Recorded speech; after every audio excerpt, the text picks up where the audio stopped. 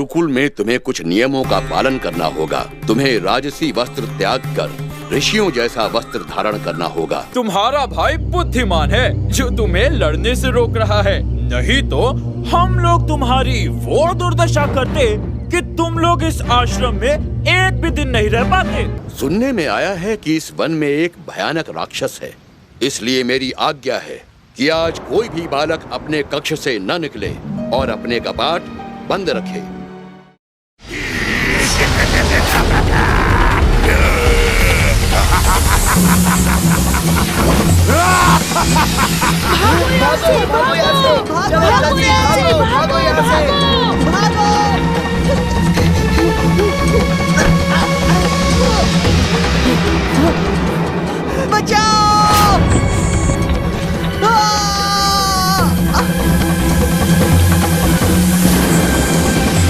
हमें उस खेत में जाकर छुप जाना चाहिए।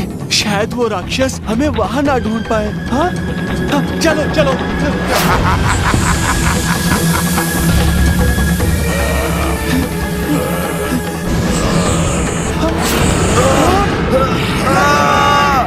मुझे बचाओ, लक्ष्मण बचाओ। हरिया, उस राक्षस की आंखों पर वार करो, तभी वो लक्ष्मण को छोड़ेगा।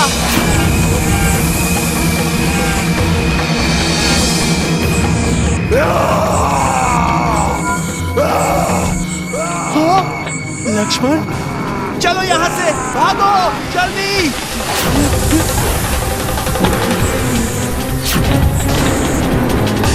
भागो यहाँ से।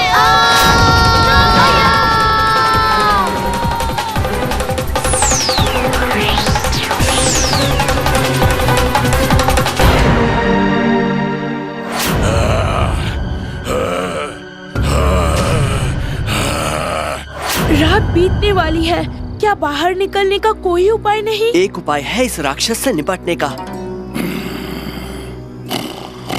अब वो राक्षस गहरी नींद में सो रहा है। हरिया, तुम रस्सी का ये सिरा किसी पेड़ से मजबूती से बांध दो, जिससे हम लोग रस्सी पकड़ के बाहर निकल सकें।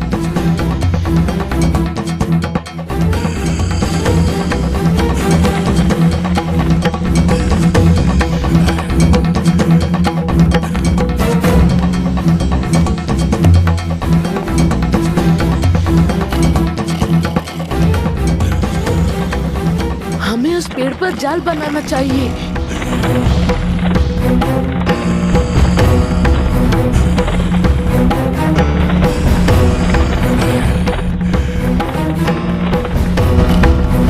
वो राक्षस पास में ही सोया हुआ है और किसी भी समय उठ सकता है। तुम उससे किसी भी तरह यहाँ लेकर आओ।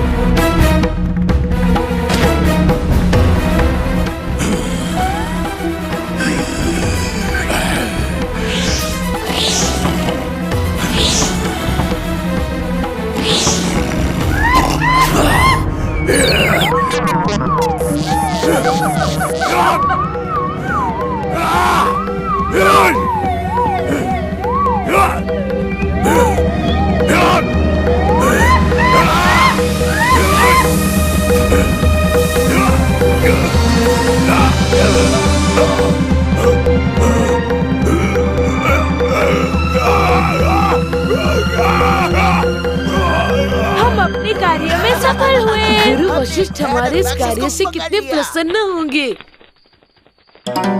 गुरुजी, राम, लक्ष्मण, भरत और शत्रुघ्न चारों ही अपने कक्ष में नहीं हैं और हमने उन्हें पूरे आश्रम में ढूंढ लिया है, परंतु उनका कोई पता नहीं है। यदि आप आज्ञा दें तो हम सब उन्हें ढूंढने जाएं। अब तक तो राम को वो राक्षस पूरी तरह चबा गया होगा।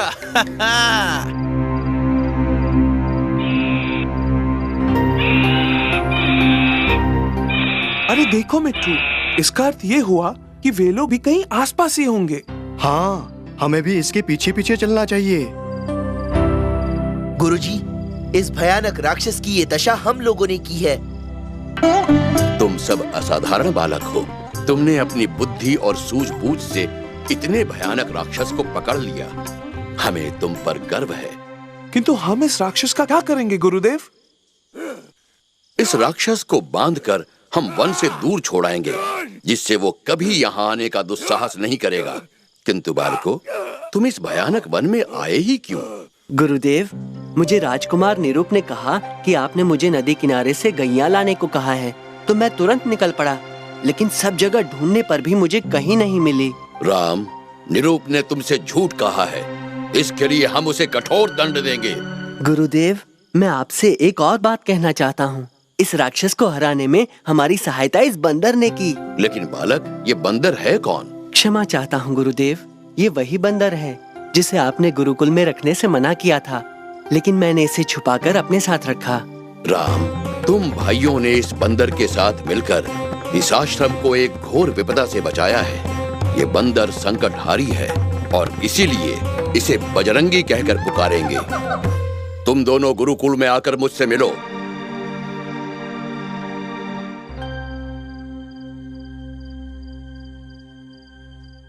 हमें लगता है कि तुम दोनों इस आश्रम में रहने योग्य नहीं हो।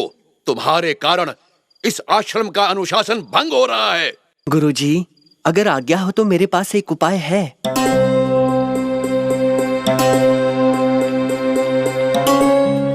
यदि तुम्हें लगता है कि इससे निरूप और स्वरूप का भला होगा, तो तुम्हें इस कार्य को करने की पूर्ण अनुमति है। इस गुरुकुल के सभी विद्यार्थियों के लिए एक आवश्यक घोषणा है।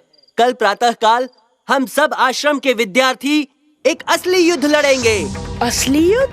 हाँ, हम लोग आपस में 2 सेना तैयार करेंगे। हम सबके पास हथियार भी होंगे।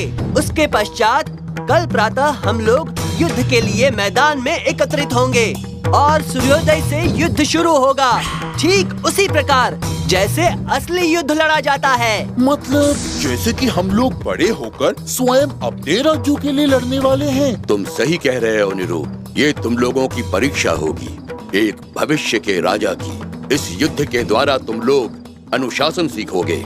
वो है तुम लोगों के भोजन की सामग्री। दोनों सेनाओं को भोजन की वस्तुएं समान रूप से बांट दी जाएंगी और जो सेना का नेतृत्व करेगा वो इस सामग्री को अपनी सेना में समान रूप से बांटेगा। कल तुम लोगों को बस एक बात ध्यान में रखनी होगी।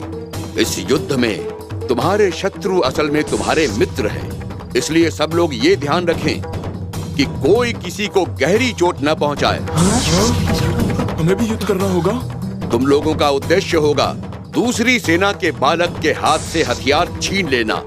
जिस बालक का हथियार छीन लिया जाएगा और उसे पराजित करके धरती पर गिरा दिया जाएगा, वो बालक इस युद्ध से बाहर हो जाएगा। आशा करता हूँ कि तुम लोग इस युद्ध से बहुत कुछ सीखोगे। मैं अपनी सेना का नेतृत्व खुद करूंगा। बोलो, कौन कौन मेरे साथ आना चाहेगा? राम, तुम सारे बालक अपनी तरफ मत कर लेना। तुम मेरे भाइयों के अलावा जितने बालक चाहे अपनी सेना में ले सकते हो। तो ठीक है, कल युद्ध की भूमि में भेंट होगी। राम भैया, हमें भी आपके साथ रहना है। क्यों नहीं? तुम लोगों को जो कार्य मैं दूंगा वो सबसे महत्वपूर्ण काम होगा। तुम लोग कुछ अस्त्र शस्त्र अपने पास रखोगी। जब हमारे सैनिकों के अस्त्र गिर जाएंगे तो तुम लोग यहाँ से उनको अस्त्र देना। भोजन की वस्तुएं अपने पास संभाल के रखना और जब तक भोजन का समय ना हो किसी को इसमें से सामग्री मत देना। ठीक है, जैसी आपकी आज्ञा। आगे की पंक्ति वाले अभी कुछ नहीं करेंगे। वो लोग प्रतीक्षा करेंगे कि कब शस्त्र सेना उनके पास आए। तुम लोग पत्थर के ऊपर चढ़ जाओ और वहीं से तीर और भाले चलाओ। भैया, हम लोग पत्थर पे क्यों चढ़ेंगे? जिससे हमारे तीर और भाले अधिक बलपूर्वक उनको घायल करें और वो लोग धरती पर गिर जाएं और युद्ध से बाहर हो जाएंगे। युद्ध आरंभ करो।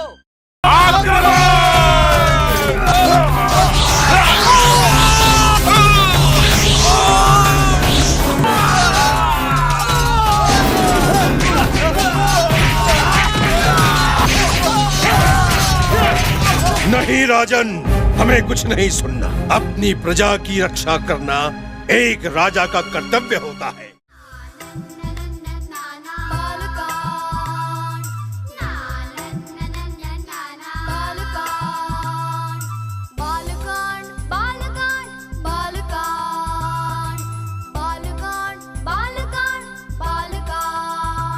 मर्यादा पुरुषोत्तम श्री